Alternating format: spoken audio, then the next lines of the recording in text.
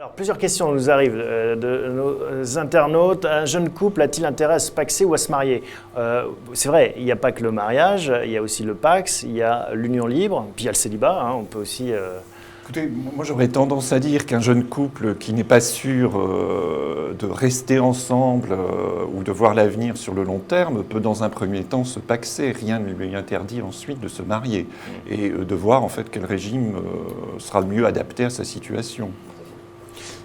Il n'y a pas de divorce en Pax, oui. Donc la procédure est beaucoup plus allégée. On peut adresser une lettre recommandée à son copartenaire et on dissout le Pax, alors qu'en mariage, il ne faut pas oublier que le divorce et la voie judiciaire est obligatoire. Alors, autre question d'un internaute, les coûts de changement de régime matrimonial, le coût peut-il être pris en charge en partie par ma banque ou par une assurance? Est-ce qu'il y a des assurances pour changer de... À ma connaissance, non. Non, moi non. Non. C'est un nouveau produit à inventer. Mais on parle de quel budget en fait de changement Pour un changement de régime matrimonial, donc ça sera proportionnel à la valeur des biens immobiliers dès lors qu'il y a des biens immobiliers. Question de Robert, pouvez-vous nous préciser le coût? Bah oui, c'est la même question, donc ça on l'a vu. Et le coût avant, c'est-à-dire de faire un contrat de mariage en fait, passer chez notaire environ. Devant le notaire. Contrat de mariage préalable à une union coûte environ 300 €. D'accord. Et ça la TVA. D'accord. Je pense. Bon, ça évite en effet des soucis par ailleurs. Alors, on parle du mariage quand tout va bien, quand ça va moins bien. C'est là où ça se corse parce que finalement, quand tout va bien, tout va bien. Quand on divorce, est-ce qu'il y a un régime favorable? Le régime le plus simpliste, c'est la séparation de biens. Chacun repart avec sa propriété. Donc, il n'y a pas de dispute sur savoir ce qui est à soi ou ce qui est à toi. Tout va très bien. Les biens qui nécessitent en fait une convention entre les époux, c'est les biens indivis, les biens qu'ils auront achetés ensemble. Pour tout ce qui est bien immobilier, on aura toujours écrit la proportion en fait, d'acquisition puisque chacun aura remboursé un prêt qui le concerne ou apporté une somme d'argent qui le concerne. C'est-à-dire qu'il faut garder à chaque fois tous les justificatifs. Imaginons qu'on achète en commun un tableau.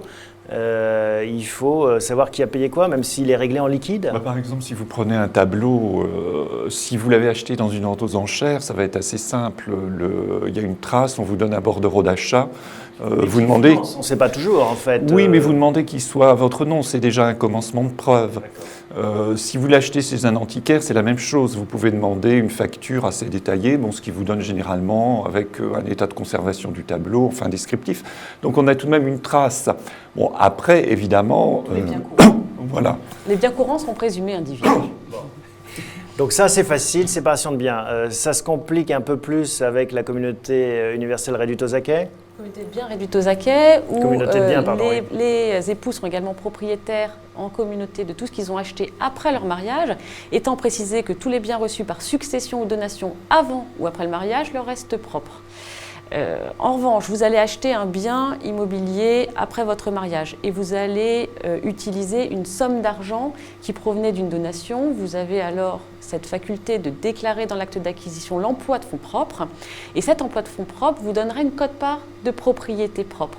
Donc vous aurez un statut un petit peu individu. Question de Jeanne. Je suis mariée sous le régime de la séparation de biens et souhaite acheter avec mon mari une résidence secondaire. Est-ce qu'il y a des précautions à prendre ?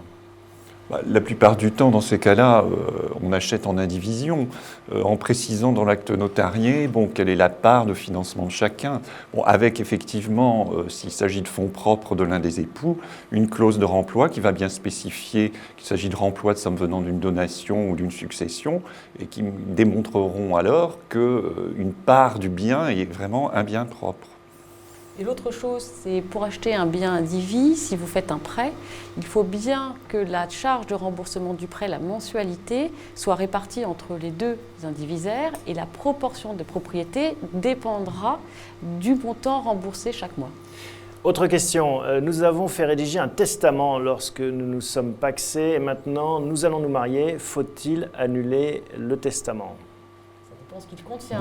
Mais si on peut faire changer, évoluer. Désigné héritier, effectivement, il n'a plus vocation à exister puisqu'un conjoint et donc héritier de plein droit, ce qui n'est pas le cas d'un partenaire de Pacs. Voilà, alors là c'est un distinguo autant sur la fiscalité quotidienne, j'ai envie de dire, où de tous les jours le Pacs et le mariage sont assez proches, par exemple sur les impôts locaux, sur l'impôt sur le revenu, voire l'ISF, autant au moment de la transmission ou du décès, le Pacs et le mariage, là il y a plus de différences patrimoniales. Alors, fiscalement, pas tellement, puisque en cas de décès de partenaire d'un Pacs, le partenaire survivant, comme l'époux survivant, ne paie pas de droit de succession. Mais encore faut-il qu'il y ait eu un testament qui désigne le partenaire du Pacs comme attributaire d'une partie du patrimoine, parce que sinon il n'héritera de rien, à la différence de l'époux survivant. Donc c'est plus sur le plan civil qu'on se place que sur le plan fiscal. Vous, Robin, vous êtes journaliste spécialisé de ces questions. Quelles sont les questions que se posent vos lecteurs en général ? Sur la plupart du temps, en fait, on se trouve confronté à des personnes qui se sont mariées, comme on le dit traditionnellement, sans contrat, c'est-à-dire qui sont sous un régime de communauté réduite aux acquis et qui l'ignorent totalement. Oui, parce que c'est ça, hein, quand on se marie sans passer devant notaire, on est sous ce régime. Sous ce régime. On a quand même un régime matrimonial, mais c'est le régime par défaut, ce qu'on appelle. Et nos lecteurs, pour la plupart, ignorent en fait les conséquences de ce régime, veulent les connaître ou savoir s'il y a moyen en fait de l'adapter, parce que vous pouvez justement prévoir un contrat de communauté réduite aux acquis avec des adaptations, mais encore faut-il en avoir signé un. Muriel, est-ce qu'il y a des modes aussi en matière de contrat de mariage, un peu comme pour les robes de mariée? Est-ce que ça évolue? La mode est à la séparation de biens. L'information sur le divorce et la complexité des divorces fait que les futurs époux ont une tendance à se protéger et à se dire qu'on se dispute moins avec une séparation de biens qu'avec une communauté. Les choses sont claires. Est-ce que voyez-vous une tendance entre le mariage, le Pacs dans votre étude? Non, là on répond à une question philosophique. Ceux qui ne sont pas décidés à se marier pour des questions philosophiques ne se marient pas et restent en état de Pacs. Est-ce qu'on se marie de plus en plus ou de moins en moins? On est censé se marier de plus en plus puisqu'il y a un certain frein qui a été levé, c'est-à-dire que des couples de même sexe peuvent dorénavant se marier. Donc ça fait une réserve mécanique. Voilà. Mais vous l'observez, vous, en fait Non, pas du tout. Pas du tout. Robin, vous avez des questions Non, alors si j'ai des questions, puisque vous parliez de l'union entre personnes de même sexe, c'est vrai que j'ai eu quelques questions où la plupart des personnes se demandaient en fait si le régime était exactement le même que les époux hétérosexuels. Bon, oui, il est exactement le même, donc il n'y a aucune différence. Vous pouvez adopter le régime matrimonial que vous voulez, et au niveau des règles successorales, ce sont exactement les mêmes, il n'y a aucune différence. Les enfants sont-ils les seuls héritiers réservataires? Oui et non. Oui, dès lors qu'ils sont là. S'il n'y a pas d'enfants, il y a les parents qui ont de plein droit un quart du patrimoine à chacun, étant précisé que lorsque un décède, il ne bénéficie pas de la part du parent décédé, et donc ça restera un quart pour le parent, 3 quarts pour le conjoint. Et là, on parle des enfants reconnus ou tous les enfants, c'est pour ça qu'il y a des procès parfois en paternité, en recherche de paternité ou... Ah oui, il faut avoir un lien de filiation qui soit établi. Hein.